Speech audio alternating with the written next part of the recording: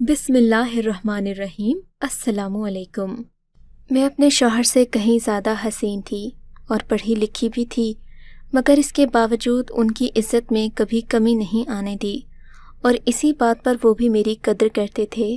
कहते थे, लोग तो तुम्हारी वजह से मुझे हूर के पहलू में लंगूर कहते थे, मगर तुमने मुझे जितनी इज़्ज़त दी है मैं ज़िंदगी भर तुम्हारा ग़ुलाम बनकर रहूँगा। अपने शौहर की इन्हीं बातों से मुझे मोहब्बत का एहसास होता, लेकिन ये दुनिया कब किसी को जीने देती है। मैं ज़रा सेहतमंद थी, मेरे शौहर दुबले पतले थे। एक दिन मैंने अपनी नंदों की दावत की। शाम का वक्त था। मैंने उनके लिए बेहतरीन खाना पकाया। हमने अच्छे माहौल में खाना खाया। सब लोग घर जाने ही वाले थे कि मेरी छोटी नंद ने एक ऐसी बात कह दी जिससे सारी दावत का मज़ा किरकिरा होकर रह गया। बोली, भाभी, लगता है घर का सारा अनाज आप ही खाते हैं। भैया की हालत तो देखें, किस कदर सूख गए हैं। आपने तो मेरे भाई का खून निचोड़ कर रख दिया है। इस बात पर मेरा रंग सर्द पड़ गया। मैं अपने शौहर से बेपनाह मोहब्बत करती थी। मुझे अपनी बेइज्जती की परवाह नहीं थी, मगर मुझे ये पता था कि मेरे शौहर को ये बात कितनी बुरी लगती है। बहरहाल मैंने इस बात को ज़्यादा दिल पर नहीं लिया। मैं अपने शौहर का ख्याल रखने लगी, उनको वक्त पर खाना बना कर देती। मेरी कोशिश होती कि उनके लिए ऐसा खाना बनाऊं, उनका लागतपन दूर हो और उनकी सेहत बहाल हो जाए। मेरी सास बताया करती हैं कि मेरे शौहर अच्छे खासे सेहतमंद हुआ करते थे, मगर फिर न जाने क्या हुआ कि सूख कर कांटा हो गए। शादी से पहले तो उनकी हालत बिल्कुल ऐसी न थी कि उन्हें कोई अपने घर की लड़की देता। ये तो मोहब्बत का कमाल था कि मुझ जैसी खूबसूरत बीवी उनको मिल गई थी। मेरे शौहर भी इस बात की कदर करते थे। शादी के 1 महीने तक हमने प्यार मोहब्बत से ज़िंदगी गुजारी। शौहर का रवैया बदलने लगा। वो कभी मुझे शक की नज़र से देखते तो कभी अचानक घर आ जाते। उनके इस रवैये से साफ ज़ाहिर था कि वो मेरी खूबसूरती से खौफज़दा हैं, हालांकि ऐसी कोई बात थी नहीं। एक दिन शाम का वक्त था। आसिम कहने लगे, मेरे बॉस ने आज हम सब वर्कर्स के लिए एक पार्टी रखी है। ऐसा करो कि तुम भी तैयार हो जाओ, अच्छा सा मेकअप कर लेना और गुलाबी जोड़ा पहन लेना जो मैं तुम्हारे लिए लाया था। हमें पार्टी में सबसे अच्छा लगना चाहिए। मुझे बहुत खुशी हुई कि मेरा शौहर तो ऐसी महफिलों में नहीं जाता था, मगर मेरे साथ ने उन्हें काफ़ी खुद एतमादी बख्शी थी। मैं खुशी खुशी तैयार हो गई। शाम को जाने से पहले मेरी सास ने मुझे तंबीह की कि मैं वहाँ पर किसी से गैर ज़रूरी बात न करूँ। ऐसी महफिलों में अमूमन अमीर लोगों की नज़रें गरीबों की बीवियों पर होती हैं। ये बात मैंने जहन में अच्छी तरह बिठा ली थी। जानती थी कैसी वैसी कोई बात हो सकती, खुद मोहतात रही। हम लोग पार्टी में पहुँचे तो शाम के 8 बज चुके थे। यहाँ पर सभी अमीर लोग आए थे। एक हम ही थे जो गरीब घराने के लग रहे थे, और खुसूसन मेरे शौहर का हुलिया तो उन सब मर्दों से गया गुजरा था जो वहाँ पार्टी में आए थे। सभी शानदार शख्सियात के मालिक थे और लिबास तो ऐसे खूबसूरत और नफीस कि मैं और आसिम उन्हें पहनने का तसव्वुर भी नहीं कर सकते। मेरे लिबास की गुर्बत को तो चेहरे की खूबसूरती ने छुपा लिया, मगर आसिम इस महफिल में दबे दबे से नजर आए। न जाने वो किसके कहने पर यहाँ आ तो गए थे, मगर उन्हें अच्छा महसूस नहीं हो रहा था और ये उनके चेहरे से आया था। कुछ देर के बाद बाकायदा खाना खाया गया। तब एक शख्स की नज़र मुझ पर पड़ी। वो मुझे जैसे देखता ही रह गया। मैं उसकी नज़रों के हिसार में खुद को बहुत अजीब सा महसूस कर रही थी। मुझे लग रहा था मैंने यहाँ आकर गलती की है, जबकि आसिम के चेहरे पर भी अजीब सी शर्मिंदगी और उदासी थी। किसी की नज़र में आसिम नहीं थे, सब लोग मुझे ही देख रहे थे और मुझे खुद ये अच्छा नहीं लग रहा था। हम लोग अभी खाना खा ही रहे थे कि आसिम के चेहरे का रंग बदल गया। बोले, मेरी तबीयत ख़राब हो रही है, लगता है हमें घर चलना चाहिए। आसिम के कहने पर मैं ऐन खाने के वक्त वहाँ से उठ गई। घर आकर हम लोगों के माबैन कोई बात नहीं हुई। आसिम शायद मुझ पर ही गुस्सा थे, न जाने ऐसा क्यों था, हालांकि इन्होंने मुझे खुद ही तैयार होने को कहा था।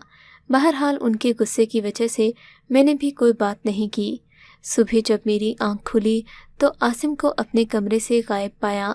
मुझे लगा कि शायद ऑफिस चले गए हैं, मगर अभी ऑफिस जाने का वक्त नहीं हुआ था। सुबह के 6 बजे थे। मैंने उठकर अम्मा जी से पूछा, کہنے لگیں عاصم صبح 4 بجے ہی گھر سے نکل گیا تھا، وہ نماز کے لیے گیا تھا، ابھی تک واپس نہیں آیا۔ یہ سن کر مجھے بہت پریشانی ہوئی، وہ اتنی جلدی تو گھر سے نہیں جاتے تھے۔ کافی دیر تک میں جاگتی رہی، سوچا کہ ان کے لیے ناشتہ بنا لوں۔ کچن میں جا کر انڈا پراٹھا پکایا اور عاصم کا انتظار کرنے لگی، مگر عاصم نے نہیں آنا تھا، سو وہ نہ آئے۔ صبح کے 10 بجے جب عاصم گھر آئے تو میں انہیں دیکھ کر حیران رہ گئی۔ یہ تو ان کے آفس جانے کا وقت ہوتا تھا، لیکن آج وہ گھر میں موجود تھے۔ ان کے چہرے پر کسی قسم کا تاثر نہیں تھا، وہ بڑے خاموش اور کسی گہری سوچ میں گم لگ رہے تھے۔ میں نے کہا عاصم خیریت تو ہے؟ ایسا کیا ہوا کہ آپ چپ ہیں؟ بولے کچھ نہیں، میں ذرا ایک دوست سے ملنے گیا تھا، اس نے مجھے کافی کچھ بتایا ہے۔ عاصم کی بات سن کر میں شک میں پڑ گئی۔ عاصم، آپ کا ایسا کون سا دوست ہے جو صبح 4 بجے آپ کو ملنے بلاتا ہے؟ بس ہے ایک دوست، تم اسے نہیں جانتی۔ عاصم نے بات ٹالتے ہوئے کہا۔ شک بھانپ کر بولے، میری شکل ایسی نہیں کہ کوئی عورت مجھے نظر بھر کر دیکھے، کیوں پریشان ہوتی ہو؟ میں تمہاری طرح نہیں ہوں جس پر زمانے بھر کے لوگ مرتے ہوں۔ عاصم کی باتوں میں تھکاوٹ اور بیزاری نظر آ رہی تھی۔ ان کی بات پر میرا تو دل کٹ گیا، مگر کیا کر سکتی تھی؟ میرے شوہر کو اپنی شکل و صورت پر مان نہیں تھا، میں انہیں اچھا ہی سمجھتی پر انہیں یقین نہ آتا۔ اس دن ہماری بدمزگی ہو گئی، مجھے بالکل اچھا نہیں لگا۔ دن کے کھانے کا وقت ہوا، میں نے کچن سے جا کر سالن اور روٹی لا کر ان کے سامنے رکھا تو ہاتھ سے جھٹک کر نیچے پھینک دیا۔ مجھے بہت ذلت کا احساس ہوا۔ پھر سارا دن میں بھی بھوکی رہی اور انہوں نے بھی کھانا نہیں کھایا۔ رات کو یہ پھر گھر سے چلے گئے۔ واپس گھر آئے تو چہرہ پہلے سے بھی زیادہ بیمار لگ رہا تھا۔ عاصم، آپ کہاں جاتے ہیں؟ مجھے بتاتے کیوں نہیں؟ میں نے فکر مندی سے پوچھا۔ زیادہ سوال مت کیا کرو، وہ چڑھ کر بولے۔ تمہاری بلا سے میں جہاں بھی جاؤں، میں یہ گوشت لایا ہوں، اسے پکا دینا۔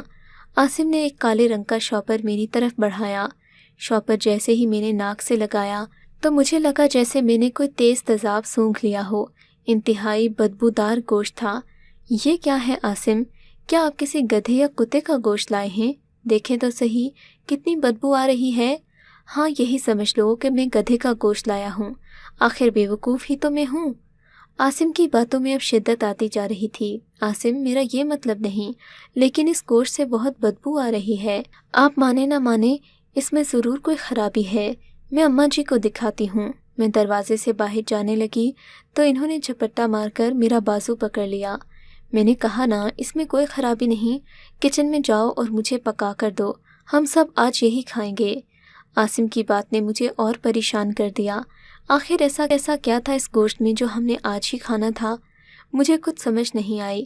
رات کو میں نے گوشت پکایا تو عجیب سی بدبو اور گھٹن کا احساس پورے کچن میں ہو رہا تھا، مگر میں اس گوشت کو پھینک بھی نہیں سکتی تھی کہ عاصم نے پکانے کو دیا تھا۔ گوشت پک کر تیار ہوا تو اس کا ذائقہ بھی عجیب سا تھا، میں نے تو اس گوشت کو منہ تک بھی نہیں لگایا۔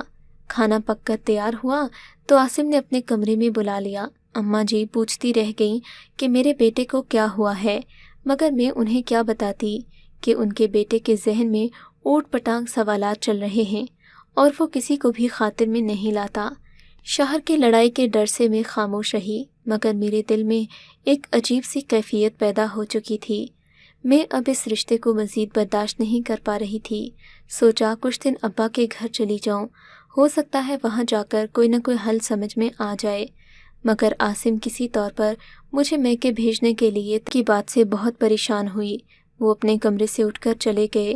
بس اسی سب میں ہمارا ایک اور دن ضائع ہو گیا۔ عاصم کو آج آفس سے چھٹی کی یہ تیسرا دن تھا۔ ایسا لگ رہا تھا جیسے وہ میرا پہرا دے رہے ہوں، حالانکہ مجھ میں ایسی کوئی بات نہیں تھی جس سے انہیں مجھ پر شک ہوتا۔ خیر، شام کا وقت تھا، میری ایک سہیلی مجھ سے ملنے آ گئی۔ میں اس سے بیٹھ کر باتیں کرنے لگی، تب عاصم میرے سامنے سے ایسے غائب ہوئے کہ دوبارہ مجھے نظر نہیں آئے۔ سہیلی کے جانے کے بعد میں انہیں ڈھونڈتی رہ گئی، مگر انہوں نے مڑ کر جواب نہیں دیا۔ سارے گھر میں چھان مارا، ایک باتھ روم کا دروازہ بند تھا۔ کیا پاگل ہو گئی ہو؟ دروازہ کیوں بجا رہی ہو؟ اندر سے عاصم کی آواز آئی۔ عاصم، میں آپ کو پورے گھر میں ڈھونڈ رہی ہوں، آپ یہاں بیٹھے ہیں؟ میں نے فکر مندی سے پوچھا۔ ہاں یہاں بیٹھا ہوں تو کوئی بات نہیں، میں مر نہیں جاؤں گا، اب جاؤ میری جان چھوڑ دو۔ عاصم کی بات سے میں پریشان ہو گئی، جاؤ میری جان چھوڑ دو۔ عاصم کی بات سے میں پریشان ہو گئی۔ اس دن وہ پورے 3 گھنٹے باتھ روم سے باہر نہیں نکلے۔ ان کے اس رویے سے میں بہت پریشان تھی۔ میں نے سوچا کہ اپنی ساس کو بتا کر اس مسئلے کا حل ڈھونڈوں گی۔ آخر عاصم پورا دن باتھ روم میں کیا کرتا رہتا ہے؟ اگر صحت کا کوئی مسئلہ ہے تو ہمیں اس کا علاج کرنا چاہیے، نہ کہ گھر والوں سے چھپایا جائے۔ اماں جی کہنے لگیں، آج شام کو میں عاصم سے پوچھوں گی کہ ایسی کیا بات ہے، وہ خود مجھے بتا دے گا۔ میرا عاصم مجھ سے کچھ نہیں چھپاتا۔ اماں جی کے لہجے میں مان تھا، مگر میں جان گئی تھی کہ عاصم اب صرف نہ کہ مجھے بلکہ اپنی ماں کو بھی بیوقوف بنانے کا ہنر سیکھ چکے ہیں۔ وہ یقیناً اس بات سے کبھی پردہ نہیں اٹھائیں گے۔ میرے ذہن میں اس وقت 2 ہی باتیں آ رہی تھیں، یا تو عاصم کسی عورت سے بات کرتے ہیں یا پھر مجھے خود سے دور کرنا چاہتے ہیں، ورنہ اتنی دور وہ باتھ روم میں کیوں جاتے؟ اس شام اماں جی نے عاصم کو اپنے پاس آگاہ کیا اور میرا پیغام بھی دیا۔ عاصم بجائے یہ بات سننے کے غصے سے آگ بگولا ہو گئے۔ دندناتے ہوئے میرے کمرے میں آئے اور بولے، ابھی اور اسی وقت میرے گھر سے نکل جاؤ، میں تمہاری شکل نہیں دیکھنا چاہتا، تم میری جاسوسی کرتی ہو۔ میں نے تمہیں بتایا بھی تھا کہ میرے بارے میں کسی سے مت پوچھنا، مگر تم تو میری ماں سے بھی زیادہ میری فکر کرتی ہو۔ اب نکل جاؤ میرے گھر سے، ورنہ تمہیں دھکے دے کر نکالوں گا۔ اپنے شوہر کے منہ سے یہ بات سن کر میری حیرت کی انتہا نہ رہی۔ وہ شخص جس نے مجھ سے کبھی اونچے لہجے میں بات نہیں کی تھی، آج مجھے اپنے گھر سے جانے کا کہہ رہا تھا۔ میں روتی دھوتی اپنی ساس کے کمرے میں چلی گئی، ان کے گلے سے لگ کر خوب روئی۔ وہ بھی مجھے تسلیاں دینے لگیں، اپنے بیٹے کے برے رویے پر مجھ سے شرمندہ تھیں اور معافیاں مانگ رہی تھیں، مگر میں جانتی تھی کہ اس سب میں ان کا کوئی قصور نہیں۔ میں نے کہا، اماں جی بس آپ میرے ساتھ تعاون کیجیے، میرے شوہر کو کچھ ایسا نہ بتائیے جس سے وہ مشتعل ہو جائے، ہم اس مسئلے کو آہستہ آہستہ نمٹ لیں گے۔ اپنے شوہر کو میں اب راضی کرنے کے لیے دن رات محنت کرنے لگی۔ میرا خیال تھا کہ عاصم میری توجہ پا کر کچھ بہتر ہو جائیں گے، مگر یہ صرف میری خوش فہمی تھی، ایسا نہیں ہوا۔ اب تو عاصم اور بھی بگڑ گئے، دن بھر کھانا نہ کھاتے اور رات کو صرف پانی کا جگ پیتے۔ ان کی اس عادت نے مجھے پریشان کر رکھا تھا۔ ان کا جسم دن بدن لاغر ہوتا جا رہا تھا، ڈر تھا کہ کہیں اس دنیا سے ہی رخصت نہ ہو جائیں۔ اس قدر کمزوری کہ خدا کی پناہ۔ تب مجھے اللہ کے سوا اور کوئی حل نظر نہیں آیا۔ میں نے 5 وقت نماز کی پابندی شروع کر دی اور نماز پڑھنے میں زیادہ وقت لگانے لگی۔ اب میرا زیادہ تر وقت مصلی پر گزرتا۔ میں اپنے شوہر کی بھلائی کے لیے دعا کرتی اور اپنے رب سے اس کی کامیابی اور صحت مانگتی۔ ان سب دن تھا جیسے میں مسئلے کے حل کی طرف جا رہی ہوں۔ ایک دن مجھے بڑی اماں نے بتایا کہ میں اگر استخارہ کروں، خواب کے ذریعے معلوم کرنے کی کوشش کروں کہ میرے شوہر کو ایسی کیا بیماری ہے کہ وہ مجھ سے بات تک نہیں کرتا، تو شاید مجھے کوئی مدد مل جائے۔ میں نے ایسا ہی کیا۔ ساری دعائیں سیکھ کر نماز کی پابندی کے بعد میں نے استخارہ کیا۔ میں اللہ تعالیٰ سے مشورہ کر کے ہی اس رشتے کو آگے بڑھانا چاہتی تھی۔ اگر یہ رشتہ میرے لیے صحیح نہیں تھا تو میں اسے ختم کرنے پر بھی راضی تھی، کیونکہ 2 سال برداشت کرنے کے بعد مجھ میں اتنی ہمت نہیں رہی تھی کہ میں اپنی ساس کے تانے اور نندوں کے شکوے سن سکوں۔ اسی دن مجھے خواب آیا کہ عاصم گندگی کے ڈھیر میں لیٹے ہوئے ہیں اور ان کے چہرے پر مکھیاں بھنبھنا رہی ہیں۔ یہ خواب دیکھ کر مجھے بہت ڈر محسوس ہوا۔ میں نے بڑی ماں جی سے اس بات کا ذکر کیا تو کہنے لگیں، بیٹی لگتا ہے کہ تمہارا شوہر کسی بڑے عارضے میں مبتلا ہے، وہ شیطان کی راہ پر چل پڑا ہے۔ اسے تمہیں سنبھالنا ہوگا، اسے بتانا ہوگا کہ اللہ سے بڑا کارساز کوئی نہیں ہے، ورنہ تم اور تمہاری نسلوں کو تباہ ہونے سے کوئی نہیں بچا سکے گا۔ بڑی ماں کی باتیں سن کر میرا دل کانپ کر رہ گیا۔ یا خدایا، کیا واقعی میرا شوہر بھی شیطانی راستوں پر چل پڑا ہے؟ میں نے دل میں سوچا، مگر میرے پاس اس بات کا کوئی جواب نہیں تھا۔ میں نے ابھی تک ان کا ایسا کوئی عمل نہیں دیکھا تھا جس سے میں یہ کہہ سکتی کہ وہ اپنے راستے سے بھٹک گئے ہیں، مگر شاید اللہ نے مجھے سچائی دکھانا ہی تھی۔ ایک دن رات کا وقت تھا جب مجھے لگا کہ عاصم اپنے کمرے سے نکل کر کہیں جا رہے ہیں۔ میں نے بھی موقع غنیمت جانا اور ان کے پیچھے اٹھ کر آ گئی۔ دیکھا تو سب سے پہلے عاصم دبے پاؤں کچن میں گئے۔ وہاں سے انہوں نے پانی کی بوتل بھری، کچن سے کچھ سامان لیا اور واپس باتھ روم کی طرف جانے لگے۔ یہ مجھے سخت حیرت ہوئی کہ رزق کو بیت الخلاء میں لے کر کون جاتا ہے، مگر میں کچھ نہیں بولی کہ میں اپنے شوہر کا راز معلوم کرنا چاہتی تھی۔ انہوں نے باتھ روم کا دروازہ بند کر دیا۔ تب مجھے احساس ہوا کہ واقعی عاصم بری راہوں پر چل پڑے ہیں۔ میں نے بھی سوچ لیا کہ آج چاہے وہ کچھ بھی کہیں، میں اس راز کا پتہ لگا کر رہوں گی۔ تب میں نے اونچائی سے ہو کر باتھ روم کے دروازے سے اندر جھانکا تو میری جان ہی نکل گئی۔ میرا شوہر فرش پر بیٹھا خون میں لتھڑی کسی پرندے کی ہڈی کھا رہا تھا۔ یہ منظر اتنا وحشت ناک تھا کہ کیا بتاؤں۔ اس وقت عاصم مجھے کسی جادوگر سے کم نہیں لگا۔ میں نے بالکل بھی پرواہ نہیں کی، باتھ روم کا دروازہ بجانا شروع کر دیا۔ اس موقع پر شاید وہ گھبرا گیا، دروازہ کھولنے سے گریز کیا، مگر میں بھی دروازہ لگاتار پیٹنے لگی۔ اسی سب شور شرابے میں عاصم کی اماں بھی جا کر آ گئیں۔ مجھ سے پوچھا کیا ہوا، میں نے سارا معجزہ انہیں سنا دیا۔ کہنے لگیں بیٹی، اللہ نے تمہیں صبر کا پھل تو دے ہی دیا ہے، اب تمہارا فرض بنتا ہے کہ تم اپنے شوہر کو توجہ دو، اس کا علاج کرنے کی کوشش کرو، اسے نماز کا پابند بناؤ، اسے تلقین کرو کہ اس سب میں کچھ نہیں رکھا۔ مگر میں وجہ جاننا چاہتی تھی کہ عاصم نے ایسا کیوں کیا۔ میں نے عاصم کو آہستہ آہستہ کریدا تو معلوم ہوا کہ وہ اپنی صحت بڑھانا چاہتے ہیں کہ ان کا قد بھی لمبا ہو جائے اور وہ موٹے تازے لگیں۔ ان کی اس بات نے مجھے پہلے بھی پریشان رکھا تھا۔ وہ اس قسم کے حربوں میں پڑے رہتے تھے۔ اب یہ سب میری برداشت سے باہر ہو گیا۔ میں نے انہیں سیدھی دھمکی دے ڈالی کہ اگر آپ مجھے کھونا چاہتے ہیں تو یہ عملیات جاری رکھیں، ورنہ میں آپ سے طلاق لے لوں گی۔ یہ دھمکی کارگر ثابت ہو گئی۔ پہلے تو میرے کہنے پر عاصم نماز پڑھنے لگے، لیکن پھر اس قدر پابند ہو گئے کہ مجھ سے بھی زیادہ پکے نمازی ہو گئے۔ میرے شوہر کی صحت اب بھی ویسی ہی ہے، وہ دبلے پتلے ہی ہیں، مگر اب وہ صبر کرنا سیکھ گئے ہیں۔ وہ جان گئے ہیں کہ اللہ نے کوئی بھی چیز بلا مقصد نہیں بنائی۔ پھر جب ایک انسان کے پاس محرومی ہوتی ہے تو دوسری نعمت اسے کھل کر دی جاتی ہے۔ اللہ تعالیٰ میرے شوہر کے سائے کو ہمیشہ مجھ پر سلامت رکھے، کیونکہ ان کے بغیر جینے کا تصور۔ آپ کو اگر یہ کہانی اچھی لگی ہے تو اس ویڈیو کو لائک کیجیے، اور اس طرح کی مزید کہانیاں سننے کے لیے ہمارے چینل کو ضرور سبسکرائب کیجیے۔ کہانی سننے کا شکریہ۔ آپ سے ملاقات ہوگی اگلی ویڈیو میں، تب تک کے لیے اللہ حافظ۔